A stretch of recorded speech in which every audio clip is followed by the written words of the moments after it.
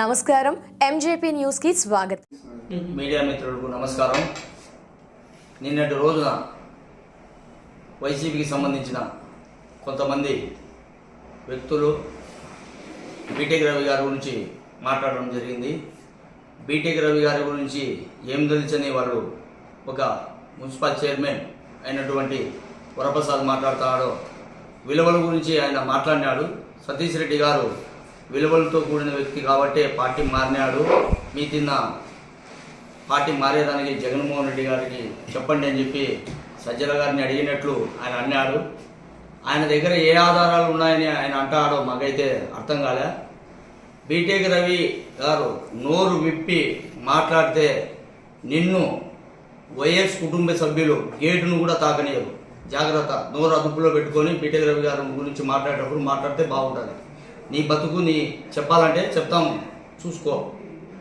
నువ్వు నీ సామాజిక వర్గానికి సంబంధించిన వ్యక్తులను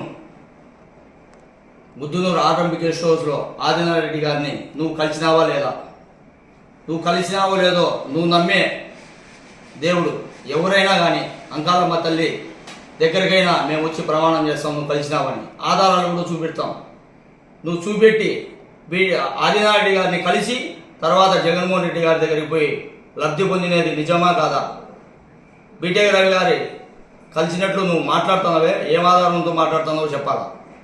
ఇట్లా పోతే నువ్వు 6 నెలల కిందట కూడా మాకు సంబంధించిన తెలుగుదేశం లీడర్ల దగ్గరికి పోయి అవినాష్ రెడ్డిని నమ్ముకొని 2 కోట్ల రూపాయలు అప్పు చేసుకొని నష్టపోయిన నా పిల్లలు ఇబ్బంది పడతారు అని నువ్వు చెప్పలేదేమని దానికి కూడా ప్రమాణం చేసేదానికి మేము సిద్ధం. ఇట్లా మాట్లాడే మాటలు మాట్లాడేటప్పుడు గౌరవంగా ఉండాలి. గౌరవం తప్పి మాట్లాడితే మీ జాతకాలు మీరు ఆడ ఎవరైతే ప్రెస్ మీట్లో కూర్చున్నారో వాళ్ళ జాతకాలు ప్రతి ఒక్కరిది ఒక్కొక్క రోజు చెప్పేదానికి సిద్ధంగా ఉన్నాం. తెలుగుదేశం పార్టీ అవినీతి పార్టీ కాదు, వైకాపా పార్టీ అవినీతి పార్టీ అనేది దేశమంతా తెలుసు. మీరు చెప్పినంత మాత్రాన ఇదేదో కొంతమంది నిన్న ప్రెస్ మీట్లో మట్కా జూదము అని మాట్లాడినారు. మీరు జూదం ఎంత విచ్చలవిడిగా ఆడిచ్చారో జగన్మోహన్ రెడ్డి గారు సీఎంగా ఉన్నప్పుడు పులివెందుల ప్రజలందరికీ తెలుసు. అట్లే మట్కా విషయంలో చెప్తారు. మట్కా డబ్బులతోనే మీ యొక్క బ్యానర్లు వేసుకుని ఒక ప్రతి ప్రోగ్రాంలో బ్యానర్లు వేసుకునే ఒక మట్కా శాసించే ఒక పిల్లలతో మీరు బ్యానర్లు కట్టించుకునేది నిజం కదా? పులివెందుల ప్రజలు చూడలేదా ఆ మట్కా రాసే వ్యక్తే మీ యొక్క బ్యానర్లు వేసినది? అంటే మీరు చేసే తప్పును వేరే వారి మీద రుద్దాలని చెప్పి మీరు ఏదో తెలుగుదేశం పార్టీ కూటమి నాయకుల మీద రుద్దితే ఎవరు పులివెందులలో నమ్మే స్థితిలో లేరు. ఇకపోతే అవినాష్ రెడ్డి గారి గురించి సతీష్ రెడ్డి గారి గురించి సతీష్ రెడ్డి గారి గురించి మాట్లాడే మీకు ఏదో 2 సంవత్సరాల నుంచి ఆయన ఏదన్నా తెలుసేమో కానీ గత 20 సంవత్సరాలు పైబడి ఆయనతో పాటు తిరిగిన వ్యక్తులం మేము. ఆయన గురించి మాకు పూర్తిగా తెలుసు. ఆ రోజు వేల్పల ఘటనలో సతీష్ రెడ్డి గారు కాల్చినారా గన్మెన్ కాల్చినారా అనేది ఒక బీటెక్ రవి గారు మిమ్మల్ని అడిగినారు సూటిగా, ఆయన చెప్పలేకపోయినారు. కానీ మీరైనా చెప్పండి, ఆ రోజు కాల్చింది సతీష్ రెడ్డి గారు కాల్చినారా గన్మెన్ కాల్చినారా? అంటే ఆ రోజుల్లో మీరు రాజశేఖర రెడ్డి గారు సీఎంగా ఉన్న రోజుల్లో ఆ రోజు ఏం జరిగింది? గన్మెన్ కాలిస్తే సతీష్ రెడ్డి గారే కాల్చినారని చెప్పి ఆయన మీద కక్షపూర్గా కేసులు పెట్టి ఆయన లోపల వేసినది తెలియదా మీకు? ఆ రోజు సతీష్ రెడ్డి మీ దృష్టిలో దయ్యము, ఈరోజు దేవుడు అయినాడు. ఆయన మున్సిపల్ ఎలక్షన్లో 2005 మున్సిపల్ ఎలక్షన్లో నాగవర్ధన్ రెడ్డి గారని మా టీడీపీ నాయకుడు ఇంట్లో ఉన్నప్పుడు ఆయన ఇంటి మీదకి పోయి మీరు రాళ్ళు వేసి తిట్టరాని తిట్లు, ఎందుకంటే ఆ తిట్లు కూడా మేము చెప్పలేము, ఎందుకంటే ఆయనతో చాలా ఏళ్ళు నడిచిన అనుభవం మాకు సతీష్ రెడ్డి గారితో ఉంది కాబట్టి మీకు విఘ్నతకే వదిలేస్తాం. ఏమేమి మాట్లాడినది కూడా ఆయన కూడా చోటుతో విన్నారు. ఇప్పుడు మీరు కలిసి ప్రయాణం చేస్తారు, సరే మంచిదే కాదనిలే, కానీ విలువలతో కూడిన రాజకీయాలు చేయండి. అదే బీటెక్ రవి గారు మీరేమన్నారు? బీటెక్ రవి గారు రామ్ గోపాల్ రెడ్డి గారి ఎలక్షన్లో రామ్ గోపాల్ రెడ్డి గారు ఓడిపోయేదానికి ప్రయత్నం చేసి వైసీపీ వాళ్ళతో మాట్లాడినారనేది ఒక వాదన తెచ్చారు. రామ్ గోపాల్ రెడ్డి గారు పట్టుభద్రుల ఎమ్మెల్సీ ఎలక్షన్లలో పులివెందులలో తెలుగుదేశం పార్టీ ఎవరికైనా టికెట్ ఇస్తే వాళ్ళకు నిబంధనతో కట్టుబడి మనం పని చేయాలని చెప్పి బీటెక్ రవి గారు ఒక మీటింగ్ పెట్టుకొని ప్రతి కార్యకర్త కూడా పనిచేయాలా అని ఆయన ఆదేశాల మేరకు పులివెందులలో ప్రతి ఒక్క మండలంలో కానీ పులివెందుల నియోజకవర్గంలో ఏజెంట్గా కూర్చోవడం జరిగింది. దీని ఉదాహరణకు ఈ పులివెందల్లో ప్రతి బూతులో కూడా మెజార్టీ వచ్చింది. అది మీరు గమనించలేదు. దీని ఉదాహరణకు బీటెక్ రవి గారు ఏమీ చేయలేదు, ఆయనకు ఓడగొట్టేదానికే ఆయన వాళ్ళతో మాట్లాడినారన్నారు. ఆ రోజు ముందు రోజు ఇదే భూమిరెడ్డి రాంగోపాల్ రెడ్డి గారి ఇంటి దగ్గర పోలీసులు దౌర్జన్యం చేస్తే 10 నిమిషాలలో బీటెక్ రవి గారు వాళ్ళ ఇంటి దగ్గర ఉన్నారు. ప్రెస్లో వచ్చింది, పేపర్లకు వచ్చింది. మీకు అవగాహన లేకుంటే ఆ రోజు పేపర్లు కూడా పంపిస్తాం, ఒకసారి చూసుకోండి. పోలీసులతో ఆయన మా ఏజెంట్లను మేము కూర్చోబెట్టుకున్నాం, మీకు వచ్చిన ఇబ్బంది ఏమని ఘర్షణ పడిన వాతావరణం కూడా ఆ రోజు చూసినారు, ప్రతి పేపర్కి వచ్చింది. ఇకపోతే మీ రౌడీయిజం, మీ దౌర్జన్యాలు ఏ స్థాయిలో ఉన్నాయంటే ఆ రోజుల్లో చెప్పాలంటే లింగాల మండలం, మేము ప్రత్యక్షంగా లింగాల మండలంలో మా ఏజెంటు అమర్ కూర్చున్నాడు. అట్లే మా మండల కన్వీనరు విశ్వనాథరెడ్డి అన్న వాళ్ళ తమ్ముడు బూత్లో కూర్చుంటే దౌర్జన్యంగా వాళ్ళని బయటికి లాగి వాళ్ళ మీద చేసుకునే కాలం మీకు గుర్తులేదా? బీటెక్ రవి గారు అది తెలుసుకొని బీటెక్ రవి గారు రాంగోపాల్ రెడ్డి గారి కన్నా ఆయన ఎక్కడో తిరుగుతాడు, ఆయన కన్నా ముందు చేరుకొని అక్కడ ఎంత సమస్య పడినది ఆ రోజు ప్రెస్లో చూసినారు. ఆయన బండిని పగలగొట్టినారు. వందల మంది బీటెక్ రవి గారి మీద దాడి చేసేదానికి రాలేదా? ఇవన్నీ కళ్ళు కానీ రాలేదా మీకు ఎవరికి? బీటెక్ రవి గారు రాంగోపాల్ గారిని ఓడించాలని మీరు అన్ని మాటకు వాస్తవం అయితే ఆ రోజు బీటెక్ రవి గారు రాంగోపాల్ రెడ్డి గారు లేకపోయినా కానీ అక్కడ ఎక్కడో బయట ఉన్నా కానీ ఫస్ట్ పోయిన వ్యక్తి, ఆడ ఇబ్బంది పడిన వ్యక్తి ఈ యొక్క ఎలక్షన్లలో బీటెక్ రవి గారు కాదా? ఏదో మీరు మాట్లాడి ఏదో 4 మాటలు మాట్లాడి ప్రెస్లో కొంత ఏదో ఒక వార్త వస్తే ప్రజలు నమ్ముతారనే ఉద్దేశంతో మీరు మాట్లాడతారు. అవాస్తవాలు ఎప్పటికి కూడా నిజం మారవు. నిజం ఎప్పటికైనా నిజమే జరుగుతుంది. ఇకైనా మానుకోవాలి. ఇంకా చెప్తారు ఎమ్మెల్సీ ఎలక్షన్లో ఆయన ఓడించారన్నారు కదా, మీ బతుకులు చెప్తాం వినండి.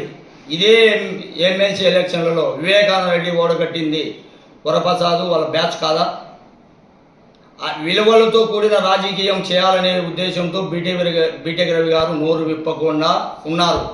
మీ బతుకులు, మీ జాతకాలన్నీ బీటెక్ రవి గారు నోరు విప్పి చెప్పితే వైఎస్ కుటుంబ సభ్యులు మిమ్మల్ని గేటు బయట పెడతారు, గేటు కూడా తాగలేరు, జాగ్రత్త.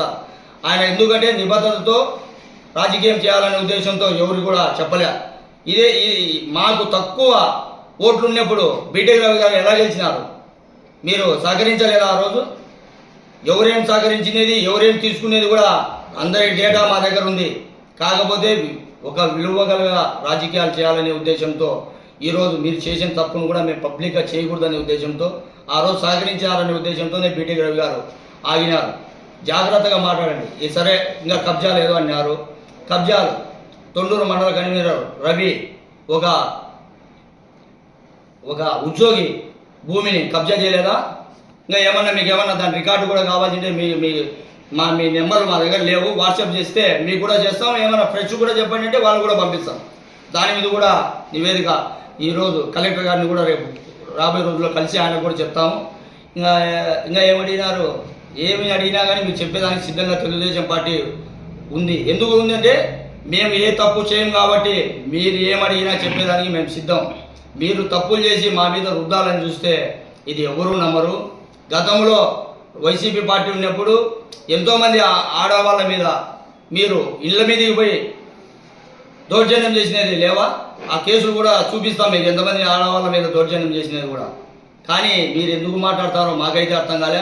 మీరు మెప్పు పొందండి మీ నాయకుల దగ్గర ఏదన్నా పెట్టుకొని, అంతేగాని లేనిది ఉన్నట్టు చెప్పి మెప్పు పొందితే మీరు ఎవ్వరు కూడా ఈ యొక్క రాజకీయం గురించి అర్హత కూడా బీటెక్ రవి గారి గురించి మాట్లాడే అర్హత కూడా మీకు లేదు. నిన్నటికి మొన్న మీరు అక్రమ కేసు అని చెప్పి లోపల పడినారు కదా, మీరే పోయి ఫ్లెక్సీలు పెరిగి వీడియోలు పబ్లిక్ చేసింది అది అవాస్తవమా? వాస్తవంగా మీరే వాట్సాప్లో పెట్టుకున్నారు పీకి మీ లీడర్ల దగ్గర మొప్పు పొందాలని. ఆ యొక్క పోలీసు వాళ్ళు ఆ వీడియో చూసి కేసు బుక్ చేశారు. తప్పేముంది ఆడ? ఎవరు దాన్ని అక్రమ కేసు పెట్టినారు? మీరు పెరిగినారు, మీరు హీరోలు తిన్న వాట్సాప్లో మీ లీడర్ల దగ్గర మెప్పు పొందాలని పెట్టుకున్నారు. కేసులు మా మీద దాడి చేశారు, దొరికిపోయినారు మీరు. ఇంకొకటి అక్రమ కేసులు అంటారు. ఇదే వరప్రసాద్కు మేము ఒకటే సవాల్ విసురుతాను. మొన్న మీరు దొరికినప్పుడు మీ యొక్క మామగారు, మీ యొక్క బామాటి గారు మా వాణి యొక్క ఆరోగ్యం బాగలేదని చెప్పి తెలుగుదేశం పార్టీ నాయకులను అడిగినారా లేదా? ఏదో ఒకటి చేయండి, మాకు ఇబ్బంది లేకుండా చేయండి అని అడిగినారా లేదా? ఇంకా కొంతమంది వ్యక్తులు బీటెక్ రవి గారిని అడిగినారో లేదో, మీరు ఒప్పుకొని మా కాల్ డేటా తీయండి అని పోలీసు వాళ్ళని అడిగితే ఎవరి కాల్ డేటా తీసేదానికి కూడా మేము సిద్ధం. మీరు ఆ కాల్ డేటాలు తీపిచ్చి మీరు ఒప్పుకుంటే తీపిస్తాం. అదే వైఎస్ కుటుంబ సభ్యులకు మీ పార్టీ ఆఫీస్కి పంపిస్తాం. వాళ్ళు గేటు కూడా మిమ్మల్ని తాకనీరు. విలువలతో కూడిన రాజకీయాలు చేయండి. ఏదైనా కానీ ఒక పార్టీలో ఒక గెలుపు కోసము వైసీపీ పార్టీలో ఉన్న వ్యక్తులను కూడా కొన్ని ఓట్ల కోసం ఆ రోజుల్లో ఓట్లు మా పార్టీ అధికారంలో ఉందా, మీ యొక్క ఓటు వస్తే మీ యొక్క నియోజకవర్గంలో కానీ మీ యొక్క గ్రామంలో మేము అభివృద్ధి చేసేదానికి సిద్ధంగా ఉంటామంటే ఆ రోజుల్లో బీటెక్ రవి గారికి ఓట్లు వేసి గెలిపించినారు అక్కడ. కానీ పులివెందుల్లో ఆ అభివృద్ధి తర్వాత విషయం పక్కన పెడదాము, మా అభివృద్ధి ఏందో చెప్పండి అని చెప్పి డబ్బులు తీసుకునే వ్యక్తులు మీరు. ఈరోజు మీరు మాట్లాడితే పులివెందుల ప్రజలు ఎవరు ఒప్పుకోరు. చనిపోయిన వివేకానంద రెడ్డి గారు కూడా చాలా బాధపడి ఆ రోజుల్లో ఎవరెవరైతే మీరు అమ్మడపోయినారో వాళ్ళ నివేదిక అంతా కూడా జగన్ గారి దృష్టికి తీసుకుపోయి ఆయనకు వివరించడం జరిగింది. కొన్ని రోజులు మీరు మన పక్కన కూడా పెట్టినారు. కానీ ఈరోజు మీ పప్పం గడుపుకునేదానికి వేరే వాళ్ళ మీద వేయడం చాలా తప్పు. ఇక మీద బీటెక్ రవి గారి మీద లేనిపోని ఆరోపణలు చేస్తే ఒక్కొక్కరి జీవితం ఒక్కొక్కరి పరిస్థితులు అన్నీ బట్టబయలు చేస్తాం. ఇప్పుడు ఇద్దరికే చెప్పినాం. ఇంకా కొంతమంది మండల కన్వీనర్లు వాళ్ళు వీళ్ళు కూడా దాంట్లో ఉన్నారు. వాళ్ళే కూడా ఎవరు ఏం చేసినది కూడా చెప్పేదానికి సిద్ధంగా ఉన్నాం.